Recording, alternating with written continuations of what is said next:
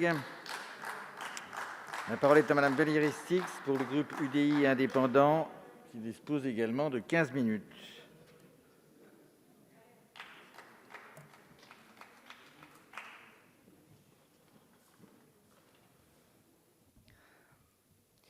Monsieur le président, monsieur le ministre, madame la présidente de la commission des affaires sociales, monsieur le rapporteur général, mes chers collègues, je souhaite débuter mon intervention en rappelant que la sécurité sociale a célébré en début du mois les 75 ans de l'ordonnance du 4 octobre 1945. La sécurité sociale est le patrimoine de ceux qui n'en ont pas. Elle est le socle sur lequel est bâti le modèle social français. Évidemment, le contexte politique, social et économique a beaucoup changé depuis 1945. Évolution du monde du travail, transition démographique marquée par le vieillissement général de la population, transformation des modèles familiaux ou encore mutation de notre modèle économique mondialisé. Toutefois, la crise sanitaire traversée, peut-être la plus grave depuis la grippe espagnole de 1918, a prouvé une nouvelle fois l'importance d'un système de protection sociale collectif assurant contre les risques de la vie et jouant le rôle d'amortisseur économique. Elle a servi de rempart pour protéger les malades et leurs familles, mais aussi la société tout entière.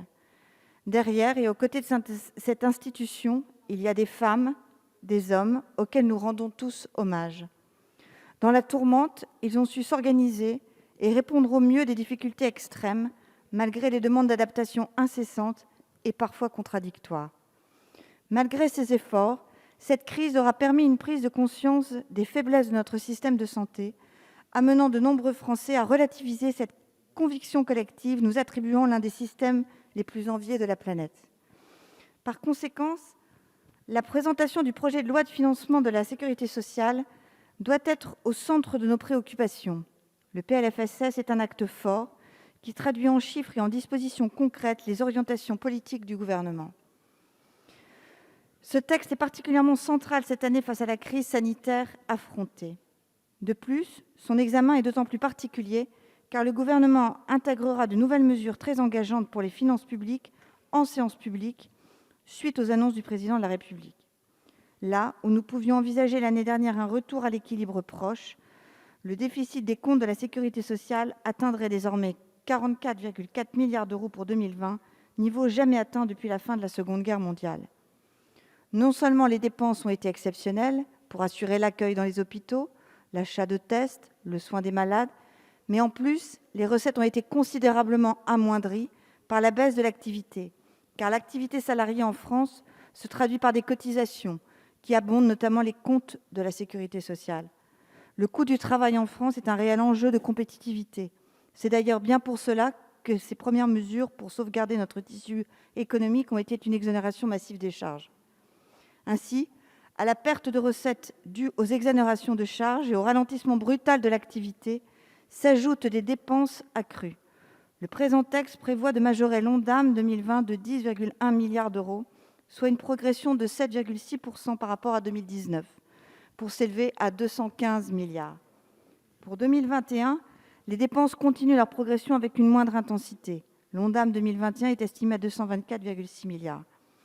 Cela dit, les conséquences du « quoi qu'il en coûte » imposent aujourd'hui d'aborder ce texte en toute lucidité, de façon parfaitement réaliste.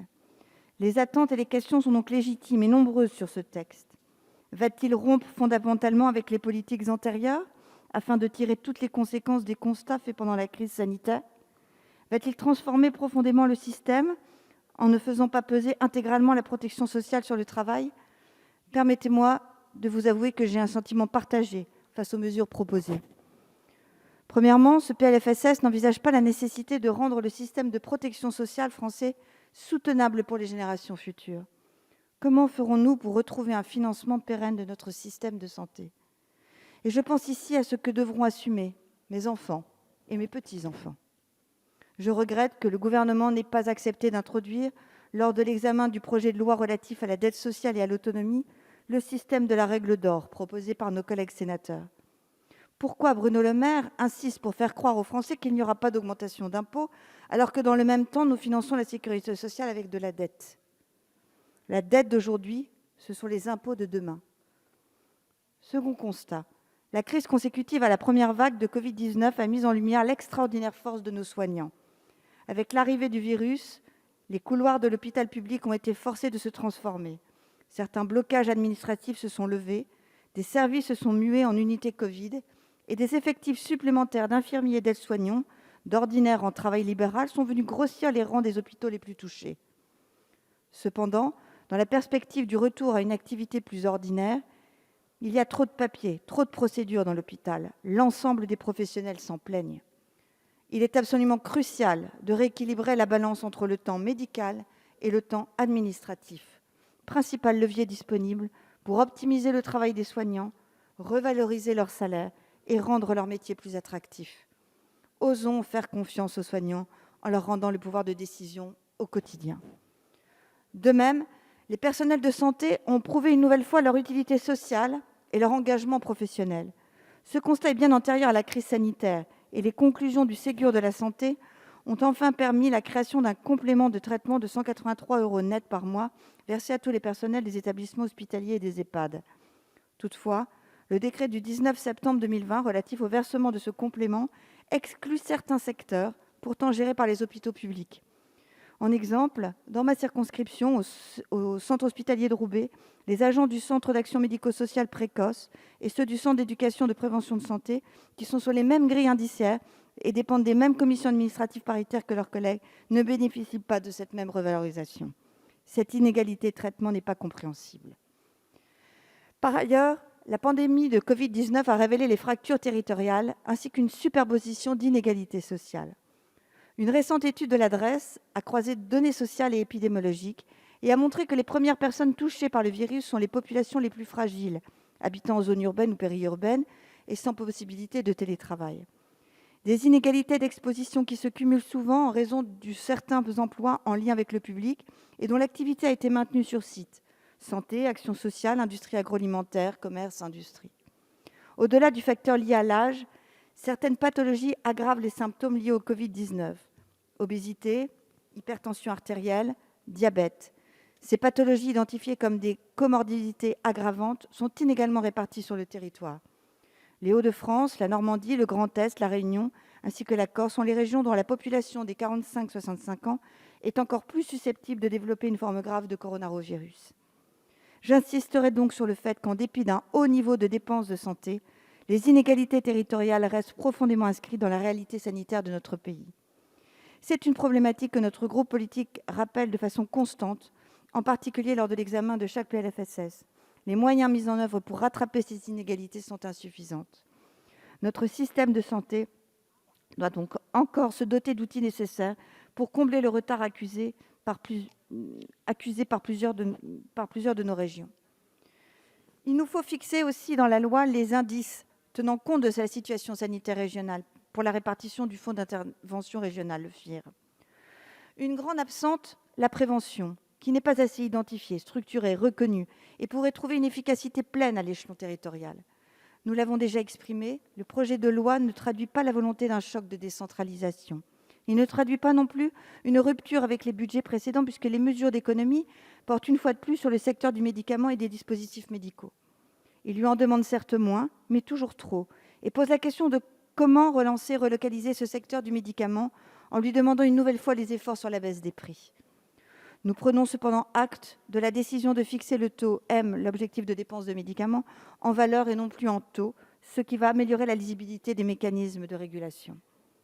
Ce texte contient néanmoins des mesures à saluer, révélant des avancées concrètes. L'ouverture d'expérimentations intéressantes, notamment concernant le modèle mixte de financement des activités de médecine, la taxe sur les complémentaires santé, le prolongement du dispositif d'exonération de charges patronales pour l'emploi des travailleurs occasionnels demandeurs d'emploi dans le secteur agricole et quelques mesures de simplification des démarches déclaratives.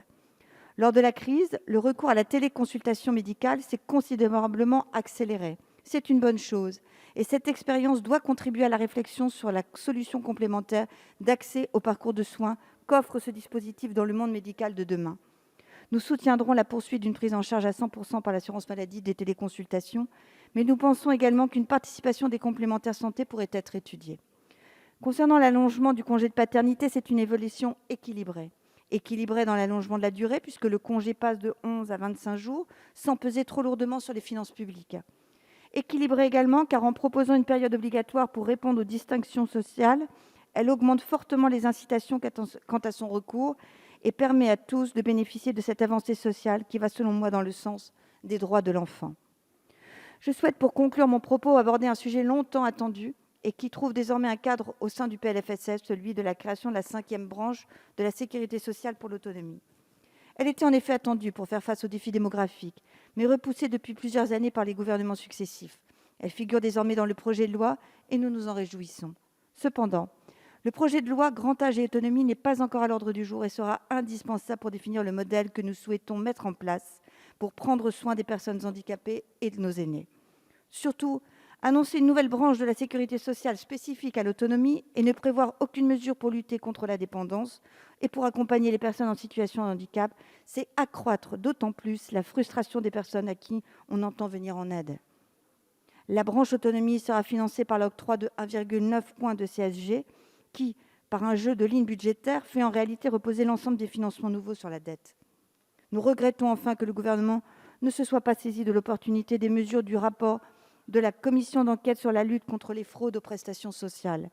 Notre groupe souhaitait vous proposer de nombreux amendements issus des recommandations sur ce rapport. Il semblerait cependant que ces amendements soient considérés comme des cavaliers législatifs, quand ils ne sont pas censurés sans fondement juridique. Ainsi, notre groupe se désole que les recommandations exposées par le rapport n'aient pu être intégrées au projet de loi. Comment justifier que la lutte contre les fraudes aux prestations sociales n'ait aucun rapport avec le budget de la sécurité sociale? Cela est incompréhensible. Vous le voyez, il y a beaucoup à accomplir et ce PLFSS ne nous semble pas déployer toute l'ampleur des dispositions qu'il serait urgent d'engager. Alors que les prochaines semaines seront critiques face à l'augmentation des hospitalisations, le grand point d'interrogation reste la durée de la crise et la trajectoire de reprise de l'économie, de laquelle dépendra l'essentiel des recettes de la sécurité sociale. C'est donc en fonction des débats et des précisions apportées que l'UDI déterminera son vote final sur ce projet de loi de financement de la sécurité sociale. Je vous remercie.